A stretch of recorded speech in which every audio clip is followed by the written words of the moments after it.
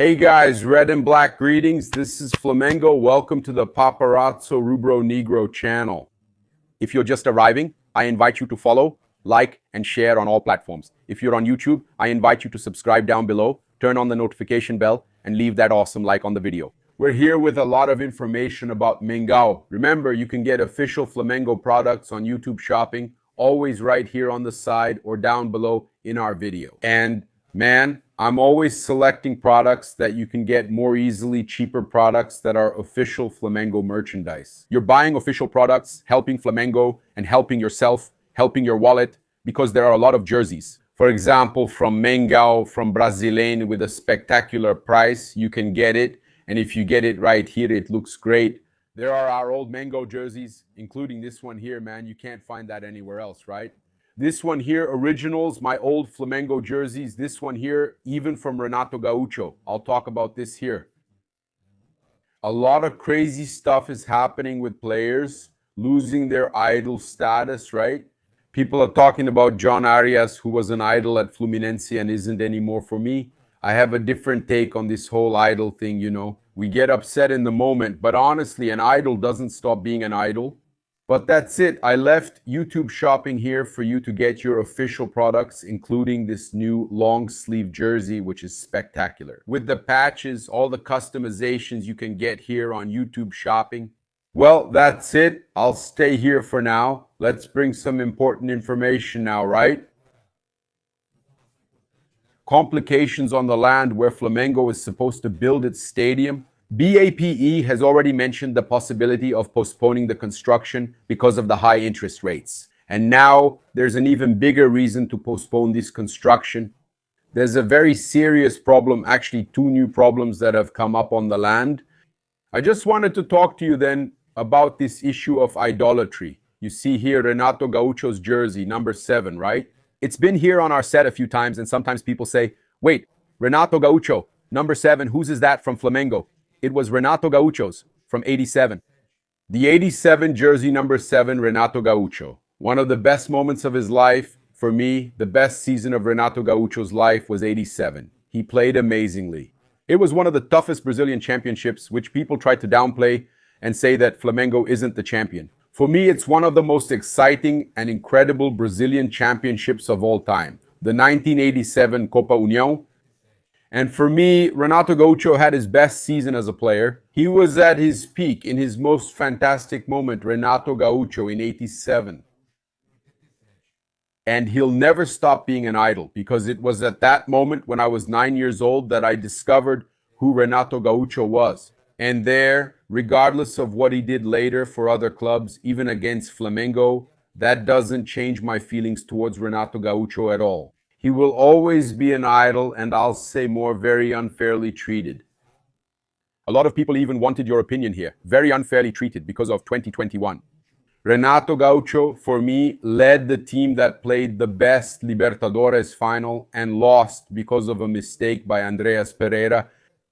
And they ended up losing that final, which was, for me, the best final Flamengo played, not just against Palmeiras, but in the Libertadores. Of the last 3 that Flamengo won, taking out the Zico era from 2019-22 and 25 Flamengo, and adding 21, the one in 21 was the one Flamengo played best and didn't win. Just to show you how football is, and a lot of people criticize Renato, but that Renato's team was flying and lost a few key matches. Yeah, that 3-0 against Atlético Paranaense, there were 1 or 2 situations like that in the Brazilian League too, where Flamengo ended up not taking advantage. But speaking of the Libertadores, the campaign was spectacular, and in the final, they played the best final. And Michael misses the decisive goal at the very end of the game. Gabigol also misses a ball there. He tries to go with his foot when he should have used his head.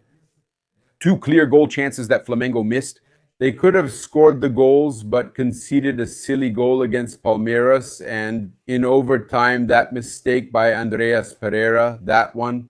For me, Flamengo was supposed to be the 5-time Libertadores champion, and Renato Gaúcho wanted to be praised. And I'll say more, I'll say more. If Renato Gaúcho, if Flamengo had won the Libertadores in 2021 with Renato Gaúcho as coach, in that Club World Cup that Palmeiras went to and lost. I think it was to Chelsea. I'm not sure if it was Chelsea or Tigres. Tigres was in 2020, right? Yes, it was Chelsea. With Renato Gaúcho, Flamengo would have won that Club World Cup. It was one of the worst teams Flamengo had in a Club World Cup final in recent years, okay? And Palmeiras couldn't win. I don't know if you agree with me, all right? And we're here, so I see, hey man, I'm recording here. So we have some important information to share with you regarding the issue of the gasometro land. But before that, I wanted to talk about the issue with the CBF. You know, at the request of the broadcaster and everything, it had been prohibited, right? That YouTubers and web radio, etc. did live broadcasts. An absurd censorship did live broadcasts in the stadiums. We were supposed to file a complaint today, but it didn't last. Carnival didn't even start. Have a great carnival, everyone. But as soon as the news came out and everyone started complaining to SCB, the Brazilian Sports Journalists Association, they mobilized and managed to ensure that influencers, YouTubers, journalists, and web radio can continue recording and broadcasting with their faces in the stadiums because they wanted to stop that. We're bothering them a lot, right? We're bothering them a lot. We know we're bothering them, man. We know we're bothering them. It's a shame, man. Those guys wanted to put an end to the broadcast. They tried, right? But for now, SCB actually prevented that from happening. I'm going to bring it here for you guys. Check out this information. SEB is informing the entire Brazilian press about the events of this Thursday, February 12th, 2026. Cameras turned on and facing inside the radio booths are authorized. Nothing has changed. What is not authorized is the capture of images of the playing field by those who do not hold broadcasting rights. So, the matter was clarified this Friday by Fabio Seixas, Communications Director of SEB at CBF, to the President of SEB, the Brazilian Sports Journalists Association. Why are you forbidding us from taking images in the stadium when you're not there? It could be like this. Look, you can't pose during the game so you don't compete with the broadcast, but you can after the game. It's over, my friends. You can post whatever you want. You recorded it. You can post whatever you want. The fan wants to see these details, sometimes things that the television camera isn't catching, but all of this is just a reflection. That situation that happened during the game, there was a play that was recorded. Do you remember a play that was recorded that people said was video assistant referee and all that? Well, that's the result of it. Then the partial censorship. SCB managed to stop the broadcast from showing the journalists, but it didn't stop the partial censorship. In other words, how can you not generate? You're there working, you can't create images. I'm not against it. I support having the images, even of people on the field with betting companies. I'm in favor of all that. But if I can't, if my reporter can't, they can't either. Let it be good for everyone. I'm going to talk now about the situation at Flamengo's stadium, about the land, which is a situation that Rafael Cota brought up. Barba Cash brought it up with Fabricio Kika, who is a specialist. Fabricio Kika revealed during the live stream on the Barba Cash channel that during the surveys of the gasometer site, traces of an old port or dock were found, possibly from the 17th century. Since the area is part of Rio's historic zone, the discovery was reported to IFAM, which is responsible for assessing the significance of the find and determining the next steps. Depending on the classification, the material may simply be documented and removed. It may require careful extraction, causing delays in the schedule, or in the case of high historical impact, it may need to be fully preserved. Kika considers the complete cancellation of the stadium to be unlikely, but she admits that if the site is considered to be of exceptional value and is located exactly in the area of the main structures, the project could be affected. There is also the possibility of adaptation, incorporating the ruin into the stadium as a historical attraction for the architect. The most realistic scenario is one of delay, since analyses of this scale can take up to 2 years. In addition to the archaeological issue, there are financial challenges. with interest rates around 15%, which makes the project difficult. The Flamengo board, led by Luiz Eduardo Baptista Ubape, treats the stadium as a long-term project. This approach helps handle procedures without immediate pressure. Deep down, the news isn't entirely bad given the current high interest rates, as President Luiz Eduardo Baptista Ubape pointed out. And knowing that Flamengo could have difficulty extending the project now, this allows the club to gain even more time legally.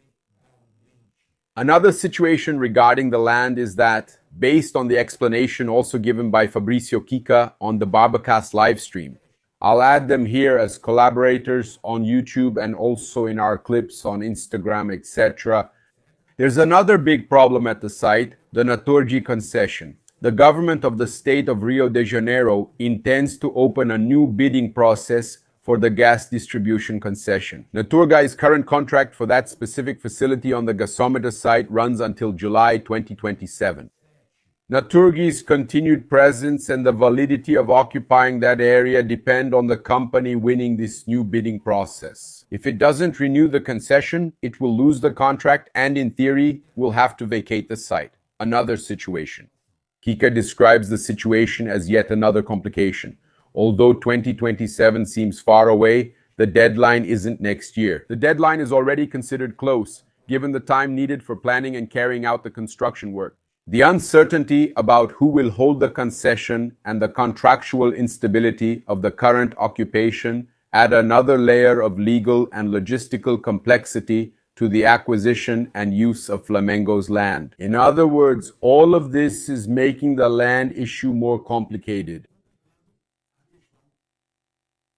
Yeah, look, just to mention here that besides archaeology, they discuss the financial challenges, mentioning the high interest rates of 15%, which make financing difficult.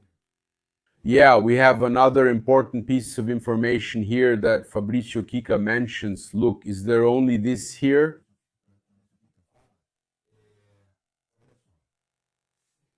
If IFAM determines that it is a discovery of the highest exceptionality and that it needs to be preserved on site, this could make construction unfeasible.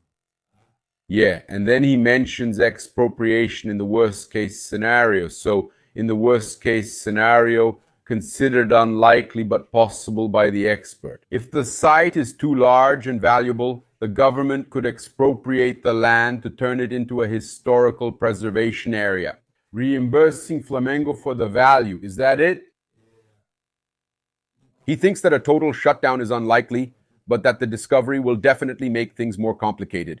Is that right? So, Flamengo could even end up being compensated if it's impossible. If they can't build the stadium because of the ruins and everything else, Flamengo could be compensated. Yeah, by the government, right? They could compensate, the public authorities could compensate. It would be the best case scenario for Flamengo if they can't build the stadium there because of landmark status, historical reasons, and so on. Let me bring some important information here. Rafael Klein is being criticized again, the same one who hurt Flamengo in the Supercopa, and now he's being heavily criticized by Fluminense for the game against Botafogo, okay? He's a referee who's been making a series of absurd mistakes. And man, honestly, what happened in that Supercopa final? The fact that he wrote different situations in the match report. Look, really keep an eye on this guy, because I'm telling you, it's unbelievable. And look, Flamengo held their last training session this morning before the Carioca quarterfinals classic against Botafogo, right? It was Flamengo's last training session. And we have some important information to bring here regarding the opponent that Flamengo might face if they get past Botafogo. The semi-final opponent could be, if Flamengo gets past Botafogo, it's Madureira, who won and surprised everyone. Boa Vista was expected to be the favorite, but Madureira beat Boa Vista 2-1 and qualified for the Carioca Championship semi-final. The tricolor suburbano will face the winner of Botafogo and Flamengo in the next round at Engenhão. It's the game this Carnival Sunday, which will even have a divided crowd. And if it's a draw, the decision goes to penalties, okay?